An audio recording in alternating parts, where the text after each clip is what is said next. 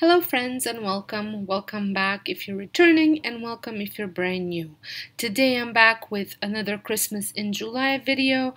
It's Farmhouse decor, but this time some of the supplies came from dollar store and some are trash to treasure flips. So my very first one, I am using a trash to make it into treasure. So I've had this backing from a frame and I used the frame for a different DIY, but I kept the backing. So I have decided to make a sign with it, and I'm using a Bristol board, just normal white Bristol board. You could also paint it, but I thought I had all this Bristol board on hand, so might as well use it up. So I traced it and I am cutting it out now to use it. I would also like to mention that this video is part of a collaboration with a rising star over here on YouTube, as well as my new friend, and her channel name is Home with Troy, and she has tons of different types of videos, so make sure you go give her a check her out. I will leave the description to her channel in my description box. I especially love her Hobby Lobby tour for Christmas and fall decor, so make sure you check that out. I am envious of anybody who can go to Hobby Lobby. Once I had it cut, I used a pencil just to write out what I wanted this sign to say. Again, you can totally use your Cricut machine if you have one to do this and cut it out of vinyl, but I'm just doing it by hand. It's a little bit easier sometimes if the writing isn't too complicated. I didn't find this to be too complicated, so I decided to show you how you can do this without the Cricut machine. Like I mentioned in my other video, I love using my Cricut machine for tons of other stuff, and I do have a video coming out next week where I will be making a sign using a Cricut machine. So if you are not subscribed and your bell notifications aren't on, make sure those are on so that way you don't miss that video, because I am very excited about this sign. So once I had written out everything that I wanted, and the reason why I'm using a pencil, obviously, it is because I will make mistakes and I will need to erase things, and doing it with pencil first before I follow with the permanent marker, it just makes sense for me. Last year I thought about how things can come around just like that if everyone is here to celebrate one day. We have our ups and downs, but when there's love there's always a way. And oh, this time of year we come together to celebrate. Yes, every time the snow is... You can use a Sharpie. I am just using my water-based marker just because I had it on hand, but you can 100% use a Sharpie as well. Once I had this all written out and the marker had a bit of time to dry, if you have anything that you need to erase, this would be a good time to do it. But you want to make sure that your marker has dried, because otherwise it will smudge. And then I took just some paper glue and glued it onto the back of the mat. You could also use hot glue. You can use Mod Podge or tacky glue. I just used paper glue because I knew I was going to be hot gluing these sticks. These are garden sticks that I picked up at Dollarama, and I'm just cutting them to size to make it into a frame. So like I said, I knew I was going to be hot gluing these on, and that will keep the paper in place if the paper glue doesn't work, because sometimes, you know, things just pop up if they're not, sometimes the glue doesn't work once it dries out. So you can also stain these sticks if that's something that you would like to do. I was going for more of a natural look because I have some ideas as to where I'm going to use it in my decor once I'm decorating for Christmas. So I wanted this to be a just natural looking sign. And if you want to check out how I use this sign, make sure you head on over to my home channel, because over there you will see how I decorate my whole house for every season, as well as some cleaning and decluttering and organizing motivation. I will have a link to my description box I will have the link to my channel in my description box. So here it is. I think it turned out absolutely beautiful, and I didn't even have to attach anything for hanging because it already had the little hanging piece at the back. For my next one, I am using this half tin, I want to say hanging half tin, that I picked up at Dollarama, and I have had this bag left over from last year. This came from Walmart, and I used the other side for a different DIY, and then I had kept it instead of throwing it out because I knew I might use it again. So I want to dress this tin with this red truck bag side, but it was a little bit long, and I knew I wanted to make another DIY, so I cut off the part where it says Merry Christmas because I was going to use that for my next DIY. And I will be using so once you trim it to the size that you want it, I will be using the Mod Podge to glue it onto the tin.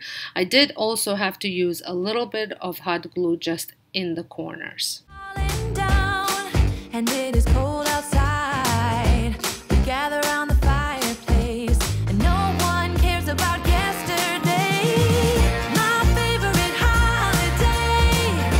It means so much more than words can say.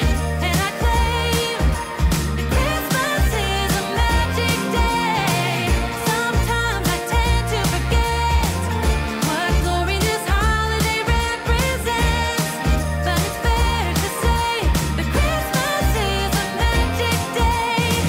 This year I'll think about how I'm so lucky to have a place that I can come home to. Yes, I am on my way. We'll put our differences aside and just enjoy this moment of peace and love and happiness. We come together to celebrate. Once I had it on the way I wanted it, now be aware that it's not going to be perfect. There's going to be sides that are going to be showing, but I didn't mind that because I will be gluing some nautical rope to the top and the bottom. So I was okay with some of it not covering the tin completely. If you want the tin to cover completely, I wouldn't trim it until you have it on, and then you can just trim the hanging parts off, just like I'm doing right now. So this is where I felt that I should just add a little bit of hot glue into the corners just so they stayed in place as well. And then I'm just cutting out the little holes where the rope that I removed is going to go back in. And now I took some of my nautical rope that came from Dollarama and I just wrapped it 3 times on the bottom and 3 times on top. And I did not wrap the whole tin, I just went to the sides because that's going to be flush up against whatever you put it up, whether you hang it or just sit it on top of your mantle or the floor. So there's no need to wrap it all the way around. And I just think this gave the tin even more of that rustic farmhouse look. And if you've been following along since last year or the year before, you know I love my red trucks. Well, I love it. I use a truck in all of my decor, but I absolutely love the red truck at Christmas. I think some of my decor themes are based on that look. Yes, every time the snow is falling down and it is cold outside, we gather around the fireplace and no one cares about yesterday. My favorite holiday. It means so much more than words can say. And I claim that Christmas is a magic day. Sometimes I tend to forget what glory this holiday represents.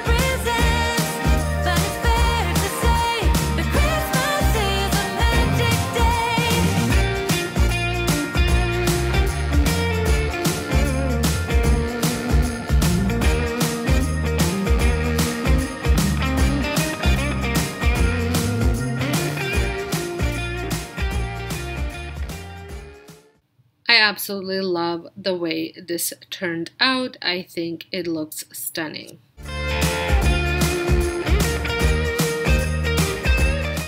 For this DIY, I am using a cutting board where it's not really a cutting board. It looks like a cutting board, but it's actually considered a charcuterie board.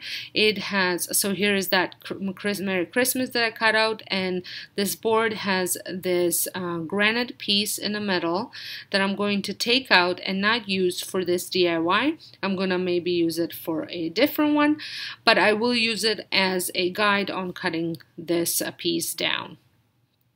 But yeah, so this cutting board did come from Dollarama as well, and they've had it now for continuously for almost a year, so I don't think it's gonna be hard for you to find it, but I'm sure any cutting board type would work anyways. So I'm going to just dry brush the black acrylic paint onto the edges just to darken the bamboo a little bit. I'm not an overly huge fan of the light bamboo color, so I always like to cover it up if I can.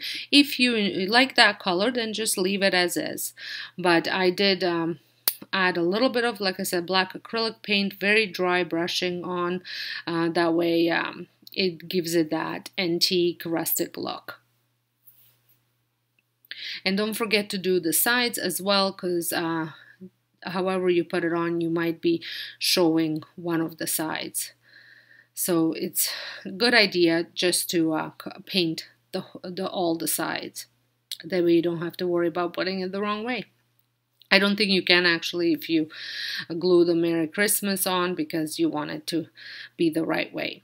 So here I am using that, cutting the granite piece just as a measure to cut the rest of the piece off. And then once that is cut and it fits perfectly in, I use Mod Podge to glue it on, and I do Mod Podge on the bottom as well as on the top. And the Mod Podge that I'm using is matte.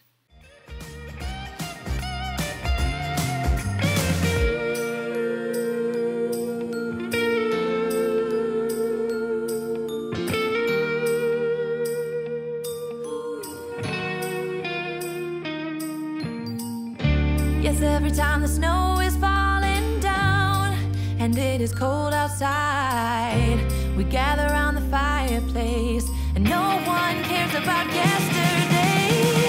My favorite holiday, it means so much more than words can say.